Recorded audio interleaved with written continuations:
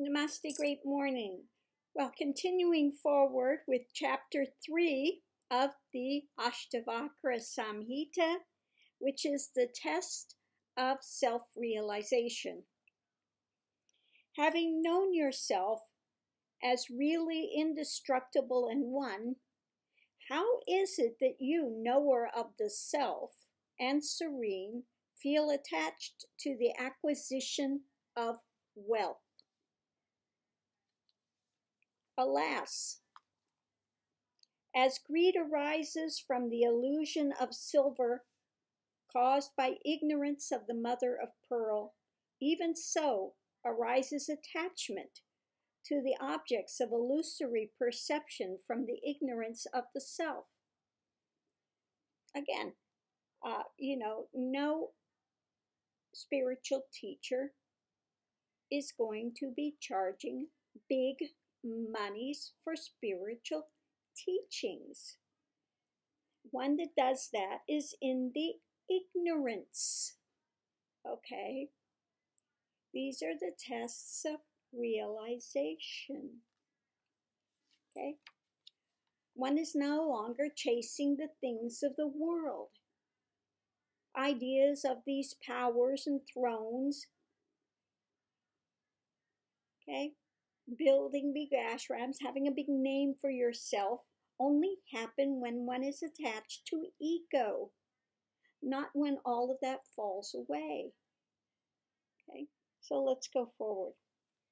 Having known yourself to be that, in which the universe appears like waves on the sea, why do you run about like a miserable being? Okay, again, you stop chasing those things. Okay, they're of no import. Okay. After hearing oneself to be pure consciousness and surprisingly beautiful, how can one yet be deeply attached to the sensual objects and thus become impure? Okay. These things, such as, again, these sensual objects, wanting to grab wealth, these ones that fall into sexual abuse, sensual things, they fall away. Okay, one is happy as they are. Okay, inwardly, there is no feeling of lack. Therefore, one is no longer chasing that drama. Okay, it is strange that the sense of ownership should still continue in the wise one who has realized the self in all, and all in the self. Again, one feels no lack. Okay? If there is lack, then one wants to acquire powers, acquire all of this drama. If genuine self-realization has taken place, one no longer feels a need to chase any of those powers, any of that drama. The things of the world, they become as nothing at that point. Okay? It is strange that one abiding in the supreme non-duality and intent on liberation should yet be subject to lust and weakened by the practice of amorous pastimes. Okay? Again, those like Nityananda that are caught in a sex film, abusing, chasing his sadhakas, making them sign secret, quote-unquote, tantric documents, are no more realized than this cup I'm drinking from. They're in delusion. They are spinning delusion. Okay? Let's go forward. It is strange that knowing lust to be an enemy of knowledge, a man who has grown extremely weak and reached his last days should yet be eager for sensual enjoyment. Yes, people that work in the industry of healthcare know that even on their deathbed, they will be chasing sex. Absolutely, that happens. Okay. And these gurus, quote unquote gurus, like Sai Baba, Nityananda, Osho, that chase sex and want to proclaim they are enlightened, it belays what is actually there. Okay? It is strange that one who is unattached to the objects of this world and the next, to discriminate the eternal from the transient, and who long for emancipation, should yet fear dissolution of the body. Okay? Again, yes, you want liberation. And part of that is finding out one is not this form. Okay? Vairagya should arise as one goes forward, that non-attachment, vairagya. Okay?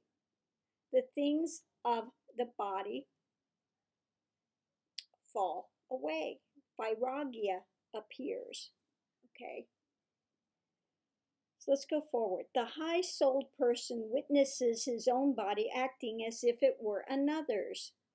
And such, how can he be disturbed by praise or blame? One develops this vairagya, witness state, where one sees your body acting. When one is in witness state, you can at once watch what's happening and comment on it at the same time. It's as if it's happening to someone else. Okay. At some point in the journey, it used to be every time I would step on the bridge in Rishikesh, going across to Rishikesh or Lakshmanju, every time the minute my foot would step on the bridge, I'd be out of my body. And the body would be walking, and it would be almost like a puppet. I'd be above the body, and the body would be moving, but there was no attachment to that form. Okay. This arises in cognition as one goes forward to show you you are not this body. You are not this form. Okay. Continuing forward. Realizing this universe is mere illusion and losing all curiosity, how can one of steady mind yet fear the approach of death? Okay. Again, this is the last cognition, just before one is pulled into realization. There can be this great fear that arises because one doesn't know what's going to take place. Am I going to be possessed? Am I going to die? It feels like ultimate extinction. But that's the great illusion that has driven one for lifetimes. This illusion of birth and death. Okay. This illusion of attachment to form as persona, as what we are. But this illusion breaks at realization. Okay. With whom can we compare that great souled one who is content with self-knowledge and does not hanker even after liberation? Okay. Why should that steady-minded one who knows the object of perception to be in its very nature nothing consider one thing acceptable and another unacceptable? Okay. Again, vairagya begins to appear on the path. And one goes into more of this state of equanimity, of being absolutely having more equanimity. where these strong attachments and these strong aversions begin to dissipate. Okay, they begin to settle. He who has given up worldly attachment from his mind, who is beyond the pair of opposites, and who is free from desire, to him no experience coming as a matter of course causes either pleasure or pain. Okay. Things just take place spontaneously. Life plays out. Okay. Just as I woke up this morning and the idiocy of Nityananda's porn squad added me to all these lists. Okay.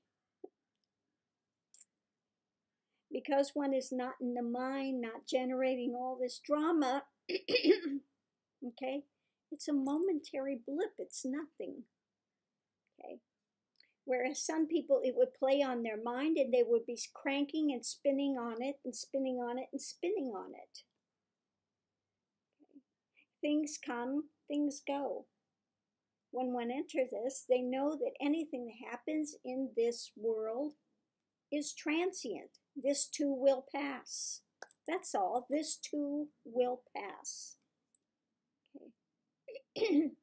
And one remains in that liberated state of that constant, that unchanging. Okay. What is this eternal is will never change.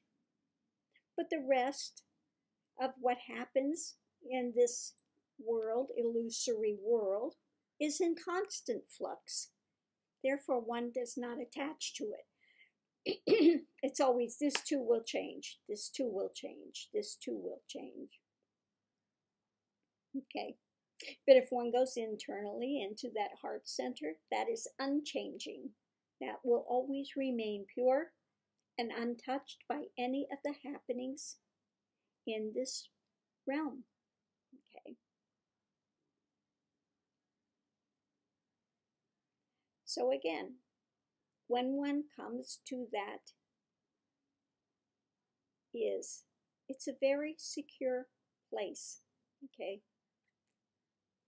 And no amount of external happenings are going to change that purity, that unchanging is. So I will leave this here. Namaste. Have a great day. Bye, everyone. The next chapter is glorification of self-realization. Namaste.